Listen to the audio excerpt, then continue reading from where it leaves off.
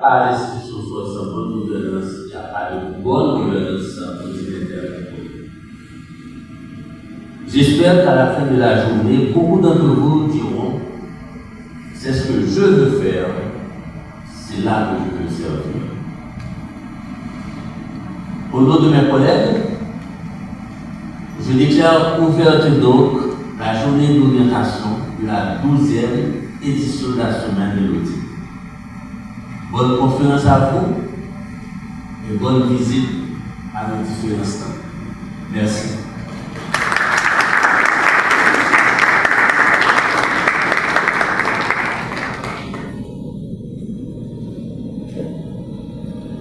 Merci à M. Nathanaël Joly, qui est le président du conseil d'administration de l'Institut des auditeurs internes d'Haïti. Comme l'a dit Peter Drucker, grand maître du management moderne, la meilleure façon de prédire l'avenir, c'est de le créer.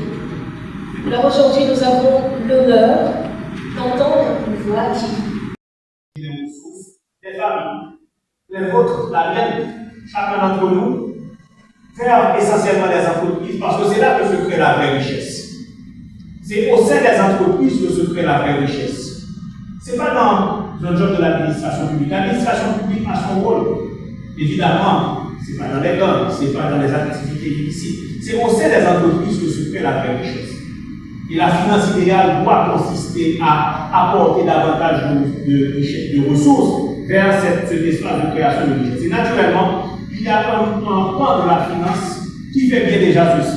Nous tous, nous avons certainement, je l'espère pour chacun d'entre vous, un compte en banque où nous déposons et la banque elle-même accomplit cette mission d'apporter des ressources vers les entreprises créatrices. Allons dire tout de suite, pas assez désormais. Seuls 21% des dépôts du système bancaire haïtien aujourd'hui sont convertis en crédit. Pour des raisons qui peuvent être évidentes. Mais peu importe les raisons, allons s'entendre que le taux de l'épargne nationale qui est mobilisé vers la création de richesse est bien trop faible. Et il nous faudra collectivement travailler à changer ces conditions. Donc, une banque prête à une entreprise, et une entreprise fait quoi? Une entreprise, c'est une somme d'actifs. C'est les actifs matériels, c'est les équipements, c'est les immeubles, c'est le stock, c'est le cash, c'est les comptes à recevoir.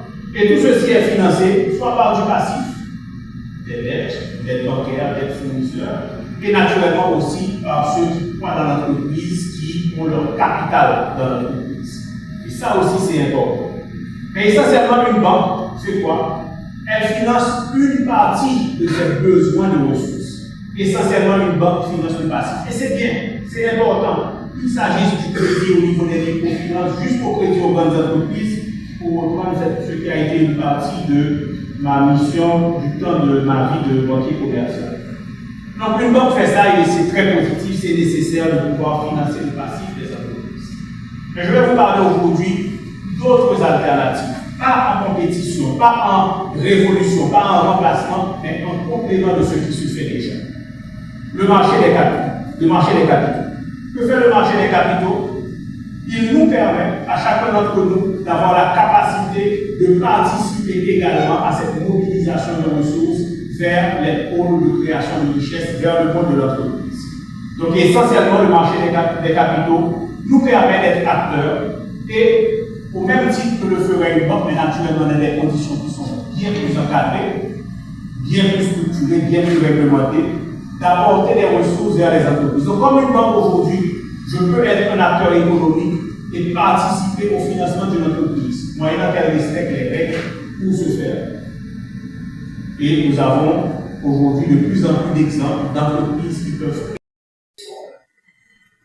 Il est recruté par la SOGEBank comme directeur du crédit aux grandes entreprises, puis promu en 2007 directeur général adjoint, fonction qu'il exerce pendant plus de 5 ans.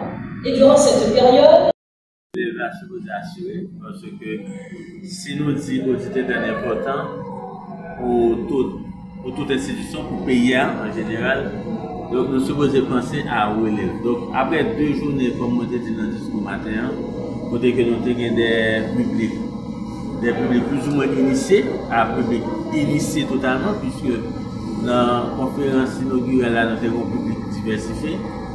Mais hier, dans la conférence de là, c'est un public vraiment initié au métier de risque, du contrôle et de l'audit.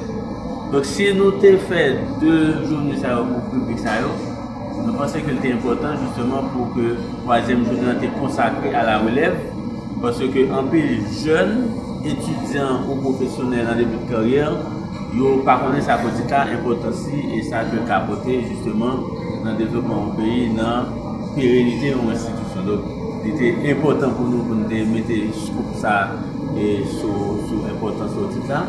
Et comme nous avons constaté dans la programmation journée, nous avons plusieurs interventions sur l'audit interne, l'audit externe, gestion de risque dans l'institution, justement pour permettre que le public jeune comprenne l'importance et métier ça et eux-mêmes, si au bout de ces journées, ils sont convaincus que c'est ça qu'ils veulent faire, c'est là qu'ils veulent aider le pays. Donc c'est vraiment avec un peu d'honneur que nous avons recevoir dans IA Haïti.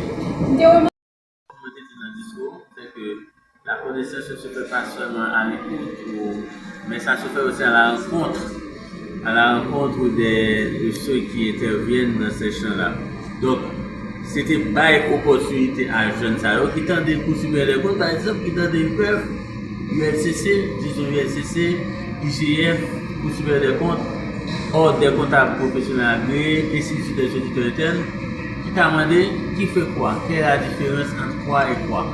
Donc c'est une opportunité justement pour visiter ce stand-là, pour poser des questions, et que eux-mêmes comprennent que, ok, l'ULCC fait ça, l'IGF fait ça, la Cour supérieure fait ça, la Cour supérieure fait ça. Donc l'ensemble, c'est l'architecture du contrôle du pays, mais chaque dans des champs, des domaines particuliers. Donc c'est une jeune opportunité justement pour discuter directement avec des acteurs de la chaîne du contrôle. Nous avons l'audit interne, c'est nous-mêmes instituts des auditeurs internes. Nous avons l'audit externe, qui c'est l'ordre des comptables professionnels agréés. Nous avons l'audit et le contrôle public, qui régit notamment par l'IGF, la Cour supérieure des comptes et l'unité de lutte contre la corruption. Aider pour contribuer dans le développement économique d'abord. Et pour ça, parce que tout simplement, on a juste répété encore à mettre la même équation, c'est que pas qu'à parler de développement économique au pays, notamment sur des institutions publiques et privées fortes. Nous d'accord à ça? C'est-à-dire, si les institutions étatiques sont faibles en matière de gouvernance, en matière de capacité de gestion, en matière de gestion de transparence, donc en pile l'argent dépensé, mais les résultats ne seront pas visibles. Donc, pas de développement économique dans le pays sans des institutions fortes.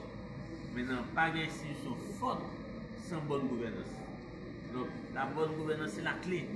Et pas de bonne gouvernance sans outil interne. Entre autres. Donc, l'importance est tout à fait démontrée que l'audit interne, in fine, en contribuant à la pérennité des institutions, contribue au développement économique du pays. C'est surtout présentation président du conseil d'administration et IA, c'est M. Nathanaël Jean-Louis. Donc, approche permet que nous voyons que tout défi que les métiers audit là même en Haïti. Et je pense que donc, dans le contexte que nous-mêmes nous actuel, dans le contexte actuel pays, nous métier ça est encore plus important parce que c'est lui qui a plus d'impact sur transparence, plus crédibilité dans l'administration et ça qui permet de contribuer à la stabilité économique du pays. Donc c'est M. Nathanaël qui a plus d'impact dans l'intervention pour moi-même parce qu'il permet de plus ou moins entrer dans le bain, dans le vif du sujet qui c'est audit interne dans l'entreprise. Donc oui, c'est M. Nathanaël. Je dis, c'était une expérience, sincèrement, je ne vais pas comparer avec parce que, comme je le dis souvent, généralement, on dit ça va prendre l'école là, au niveau de l'université, tout au long de cycle d'études là, il représente environ 30% dans ça que nous allons pour faire dans le métier. Donc, rencontrer, je dis à des professionnels du métier, des gens qui bien évidemment, on a qui dit que généralement, il y a plus que 22 ans d'expérience, c'est vraiment remarquable. Donc, nous-mêmes, étudiants, je dis à qui peuvent faire face ensemble avec le métier, ça, j'ai une opportunité pour nous tendre des professionnels de renom qui maîtrisent le métier à parler et puis qui a témoigné tout ça au vivre pendant la période, pendant l'expérience sur le métier. C'est un bagage que nous trouvons, que nous sommes très chanceux pour nous profiter, je dis. Donc c'est une expérience qui est marquante et nous espérons que nous avons fait bon usage avec elle par rapport ensemble avec les gens, nous allons mettre en pratique ce que nous avons jeudi, ce que nous emmagasinons jeudi dans la conférence et dans la formation, c'est une orientation pour nous-mêmes, tous jeunes qui peuvent profiter ça.